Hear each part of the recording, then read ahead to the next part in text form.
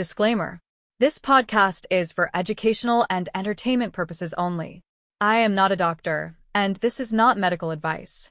Do not use this information to diagnose, treat, cure, or prevent any disease. Always speak with a qualified healthcare provider before starting or stopping any medication, supplement, or peptide. If you are pregnant, nursing, have a medical condition, or take prescription medications, you need professional guidance before making changes. Now, let's get into it. Today we're talking about ghrelin. And if you've ever heard ghrelin described as the hunger hormone, that is absolutely correct, but it's also an oversimplification.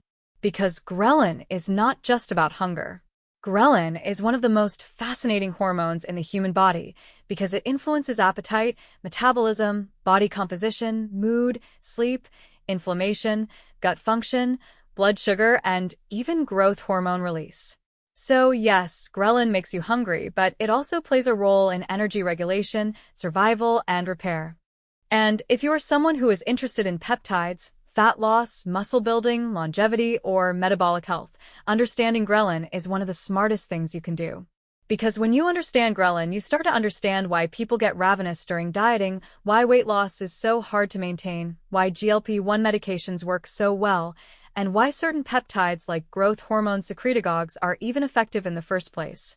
So, let's break it down from the beginning. Ghrelin is a hormone that is primarily produced in the stomach. Specifically, it's produced mostly by cells in the lining of the stomach, but it is also produced in smaller amounts in the small intestine, pancreas, and even the brain. And ghrelin's main job is to signal to the brain that the body needs energy.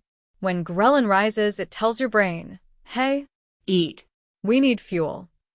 This is why ghrelin levels typically rise before meals and drop after eating. So if you've ever noticed that you tend to get hungry at the same times every day, that's partly because your body has a ghrelin rhythm.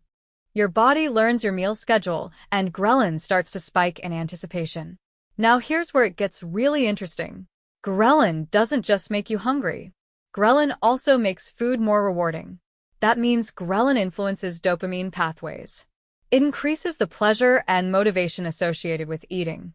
So when ghrelin is high, not only do you feel hungry, but food feels more exciting. That's why dieting is brutal.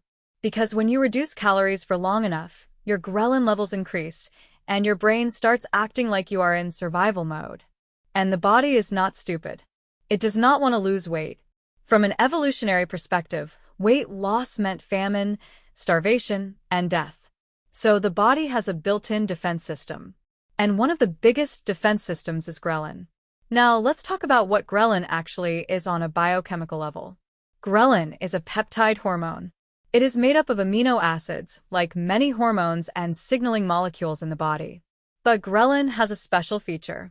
It needs to be activated by a fatty acid modification, specifically an octanoyl group, which is basically an 8-carbon fatty acid chain.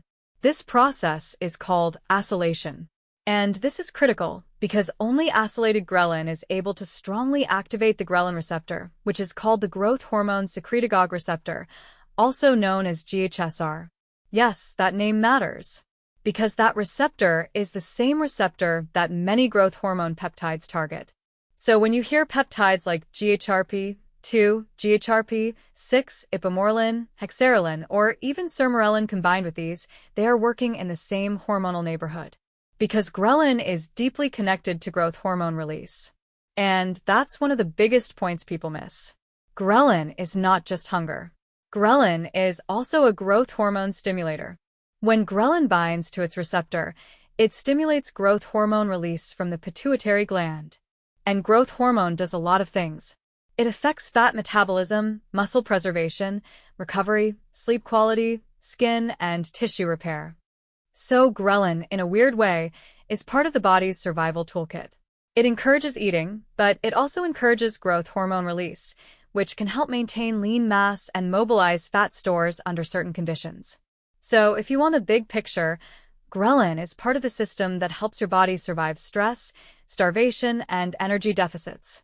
Now let's get into some practical real-world effects. When ghrelin is high, you tend to feel hungry. But hunger isn't always the same. Sometimes it's physical hunger, like your stomach feels empty. Sometimes it's psychological hunger, like cravings. Sometimes it's emotional hunger. Ghrelin can amplify all of those. Because ghrelin interacts with the hypothalamus, which is a part of the brain that regulates appetite, energy balance, and hormones. It also interacts with the reward centers of the brain. So it can affect your cravings for high-calorie foods, especially carbohydrates and fatty foods. This is why when someone is sleep-deprived, stressed out, or dieting hard, they don't crave a salad. They crave pizza. They crave sweets. They crave comfort foods. And ghrelin is one of the hormones driving that. Now, let's talk about what makes ghrelin go up. The number one thing that increases ghrelin is an empty stomach. So fasting increases ghrelin. Calorie restriction increases ghrelin. And chronic dieting can increase baseline ghrelin levels. That means the longer you diet, the more your body fights back. And this is a major reason why people lose weight, then regain it. Because ghrelin stays elevated for a long time after weight loss. There are studies showing that ghrelin can remain higher even months after weight reduction, making hunger feel constant. So the body doesn't just adapt during the diet. It adapts after the diet. It basically tries to drag you back to your previous weight. And again, that's survival. Now, other things that can raise ghrelin include sleep deprivation. If you don't sleep enough, ghrelin rises. And at the same time, another hormone called leptin tends to drop. Leptin is basically the satiety hormone, meaning it tells you that you're full. So when you don't sleep, your hunger hormone goes up and your fullness hormone goes down. That is literally the perfect storm for overeating. So if someone tells me they're struggling with cravings, binge eating, or nighttime snacking, one of the first things I ask is, how is your sleep? Because sleep is hormone control. Sleep is appetite control. Sleep is fat loss control. Now, stress can also affect ghrelin. Chronic stress can increase ghrelin, and ghrelin can sometimes increase comfort eating behaviors. But this gets complicated because ghrelin may also have some anti-anxiety effects in certain situations. So it's not as simple as saying ghrelin is bad. Ghrelin may rise in stress as a protective mechanism. Basically, your body is saying, we're stressed. We might need extra energy. So again, survival. Now, what decreases ghrelin? Eating. But not all foods affect ghrelin the same way. Protein tends to suppress ghrelin more effectively than carbs or fats. This is why high-protein diets tend to reduce hunger. Also, certain fibers can help reduce ghrelin. And balanced meals that stabilize blood sugar can reduce ghrelin spikes. Now let's talk about a huge misconception. People assume ghrelin is the enemy. Like, ghrelin makes me hungry, therefore ghrelin is bad. But ghrelin is not bad. Ghrelin is essential. Because if you didn't have ghrelin, you might not feel hunger properly and your metabolism and growth hormone signaling could be impaired. Also, ghrelin plays a role in gastrointestinal motility, meaning it helps move food through the digestive tract. It can influence stomach emptying. And it can influence how well your gut functions. So ghrelin is part of digestion too. Now, let's get into one of the most interesting aspects of ghrelin. Ghrelin can increase growth hormone release. But what does that mean for body composition? Growth hormone tends to increase lipolysis, which is fat breakdown. It helps mobilize fat for energy. It can also help preserve lean tissue. That's why some people are interested in growth hormone secretagogues, because they can increase growth hormone pulses without directly injecting growth hormone. Now, is ghrelin itself used as a peptide in the biohacking world? Not commonly. Most people are not injecting ghrelin directly. Instead, they use peptides that mimic ghrelin's action at the receptor, like GHRP6 or ipamorelin. But understanding ghrelin helps you understand why those peptides may increase appetite. Because some of them do. For example, GHRP6 is well known for increasing hunger. It's almost infamous for it. That's because it strongly stimulates the ghrelin receptor. So if someone is underweight, has trouble eating enough, is trying to bulk, or is recovering from illness, something that increases appetite might be beneficial. But if someone is trying to lose fat, stimulating hunger may not be what they want. So it's all about context. Now, ipamorelin tends to be considered a cleaner growth hormone secretagogue because it can stimulate growth hormone with less appetite stimulation than GHRP6. But still, the ghrelin system is involved.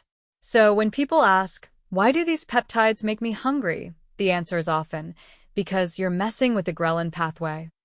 Now, let's talk about ghrelin and fat loss. Here's the truth. Ghrelin is one of the main reasons fat loss is psychologically difficult. Because when you lose fat, ghrelin rises. So your body becomes more food-focused. You think about food more. You crave food more. You feel hungrier.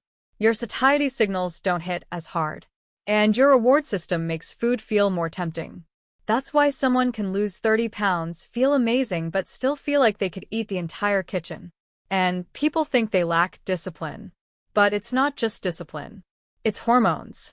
And ghrelin is one of the biggest. Now, let's bring up leptin again. Leptin is produced by fat cells.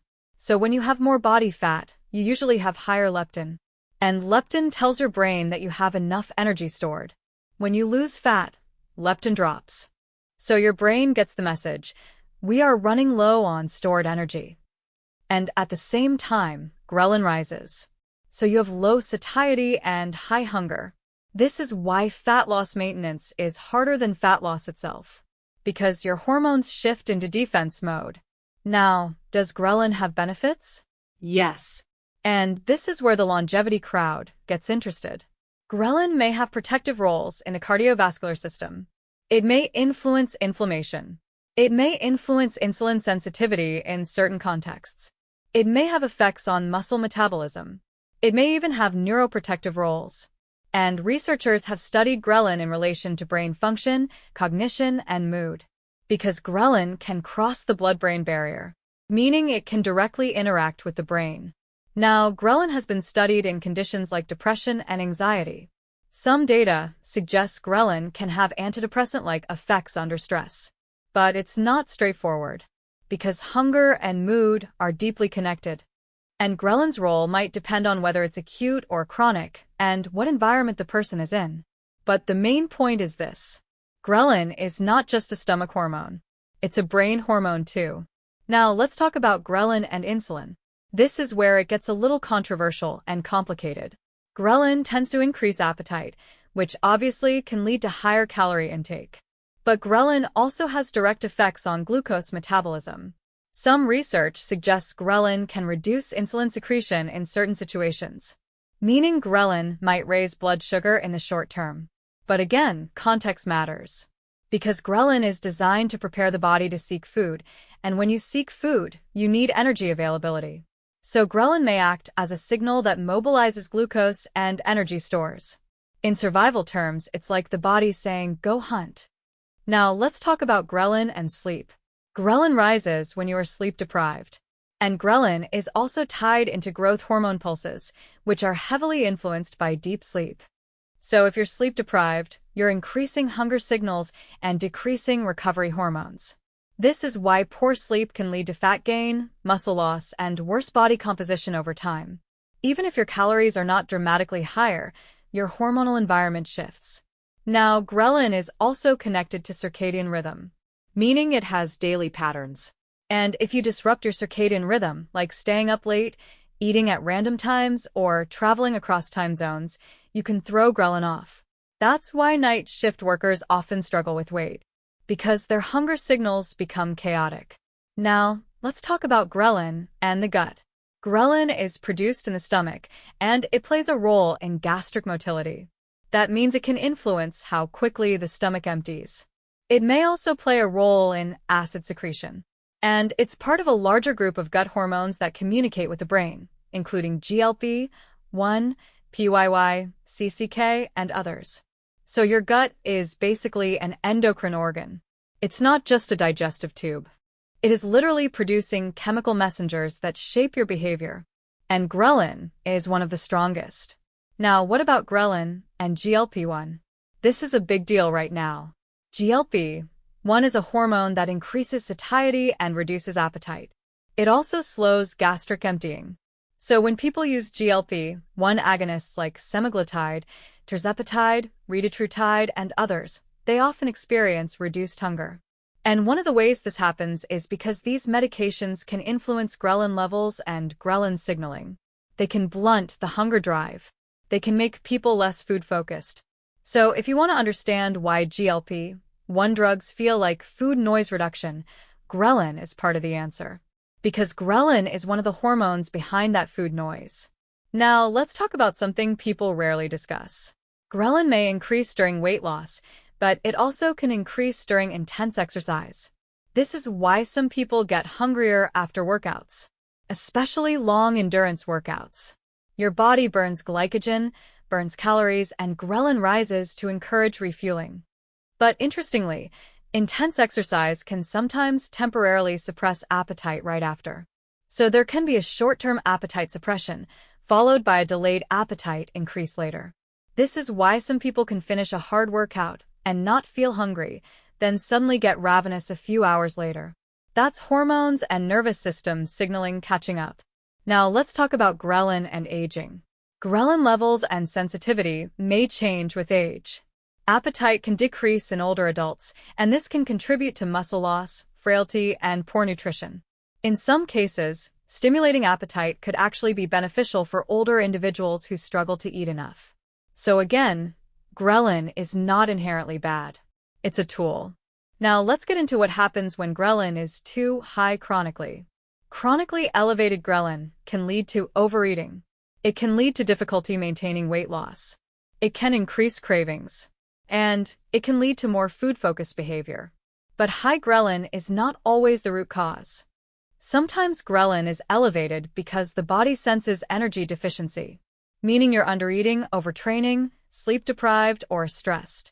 So instead of trying to crush ghrelin, you might need to fix the lifestyle pattern driving it.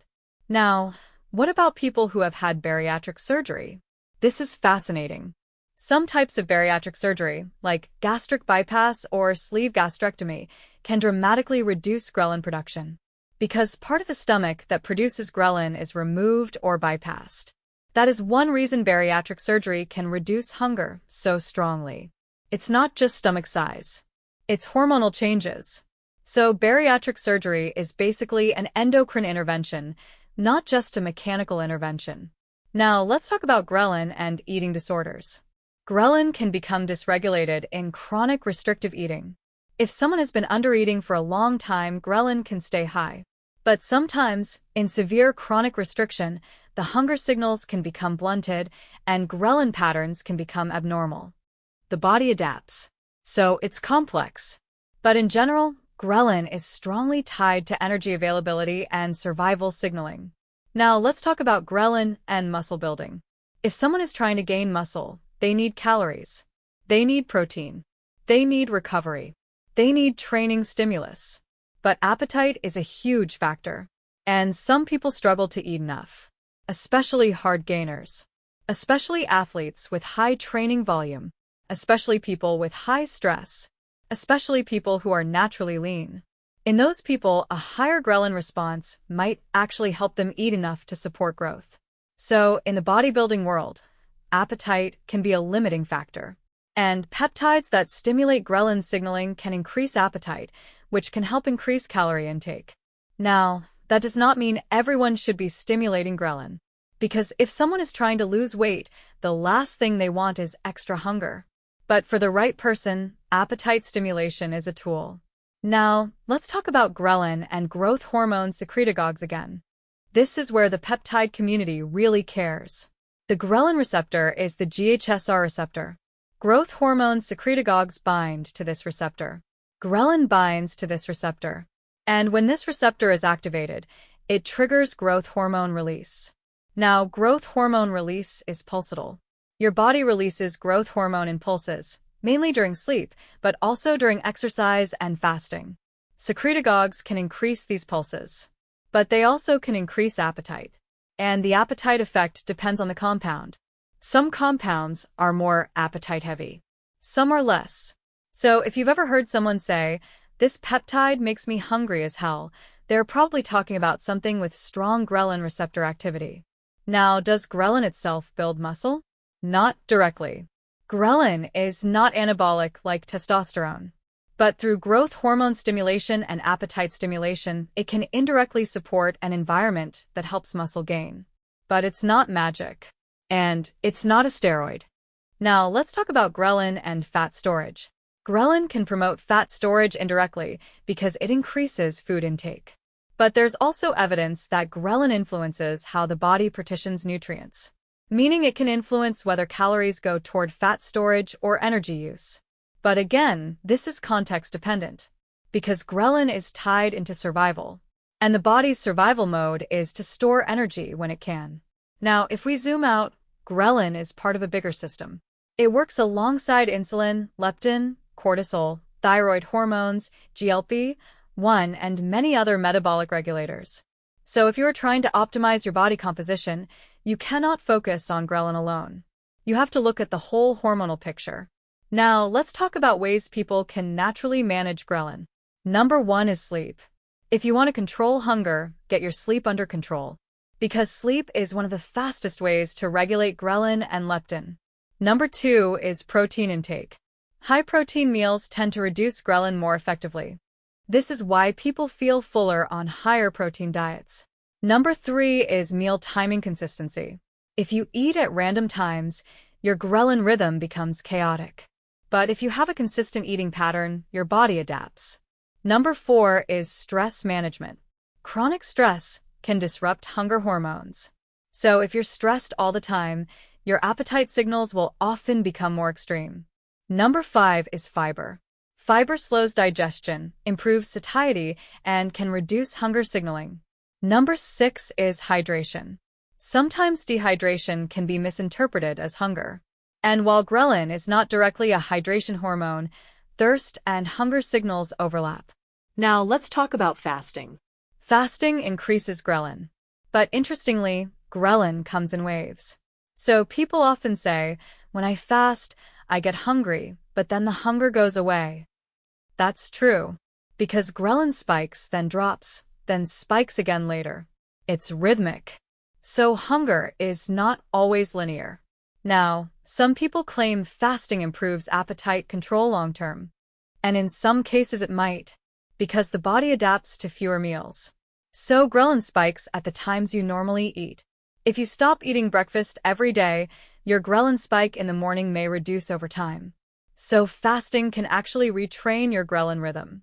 But if someone is fasting too aggressively, they can also increase ghrelin chronically and end up binge eating. So fasting is a tool, not a religion. Now, what about ghrelin and weight loss medications? GLP-1 medications can blunt ghrelin signaling. That's part of why they work. But it's also why some people lose their desire to eat entirely. And that can be good for weight loss, but it can also cause problems if they are not getting enough protein, enough nutrients, or enough calories to maintain muscle. So if someone is on a GLP-1 medication, they need to be very intentional about nutrition. Because just not eating is not the goal. The goal is improving body composition and metabolic health, not just shrinking the scale number. Now, let's talk about the psychological side. Ghrelin can increase food obsession. This is important, because when someone diets, they start thinking about food constantly. And they think it's because they're weak. But ghrelin literally changes brain signaling.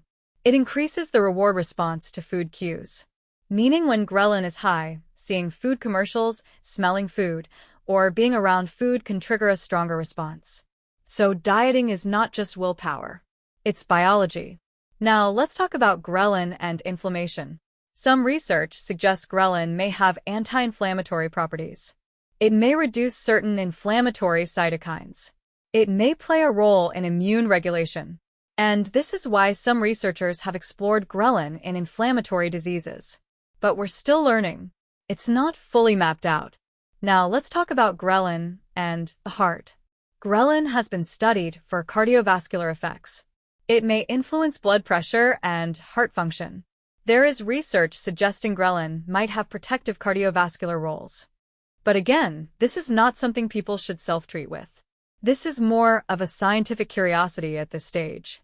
Now, one of the most interesting topics is ghrelin and longevity, because ghrelin is tied to fasting signaling.